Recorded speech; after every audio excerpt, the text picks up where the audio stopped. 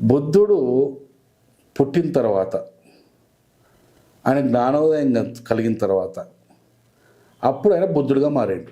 Right. అవునా? అంటే బుద్ధుడిగా మారిన తర్వాతనే బౌద్ధ మతం స్టార్ట్ అయింది. అంతే కదా? అవును. అంతకుముందు బౌద్ధ మతం ఉందా? లేదు. బౌద్ధుడిగా మారకముందు ఆయన ఏ దేవుని మొక్కిండు? ఆయన తల్లిదండ్రులు ఏ దేవుని మొక్కిండు?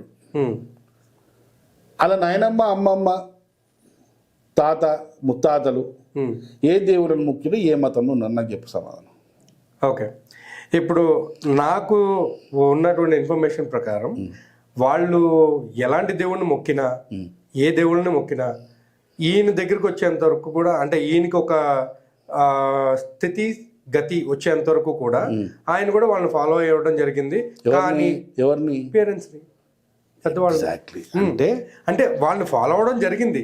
కానీ ఎప్పుడైతే అందులో ఉన్నటువంటి కొన్ని అస్పృశ్యతల్ని చూసిన తర్వాత ఆయనకి చెల్లించింది, ఆయన చూసింది అస్పృశ్యతలు. చెప్పండి. అసలు బుద్ధుడికి కలిగిన జ్ఞానం ఏంటి చెప్పు? చెప్పండి, మీరు చెప్పండి. నేను ఇప్పుడు మాట్లాడు. నేను ఒక మాట చెప్తాను. చెప్పండి. ఇప్పుడు నీ దగ్గర నేను వచ్చిన, నేను ఒక డాక్టర్ అనుకో. ఓకే. నా విజిటింగ్ కార్డు తీసిన, నీకు ఇచ్చిన. ఇస్తే ఆ విజిటింగ్ కార్డు మీద చూసి హమారా Prasad the famous Telangana famous doctor అని చెప్పి రాసుకున్నా. అప్పుడు నువ్వు చూసి నన్ను నవ్వుకుంటావు కదా. వీడియో ఫేమస్ అంటే ఎవరు అని ఫేమస్ అని పక్కడా అలా ఈడ నన్ను నేను అనుకోవద్దు కదా. రైట్. ఇప్పుడు నేను ఒక స్టోరీ చెప్తా.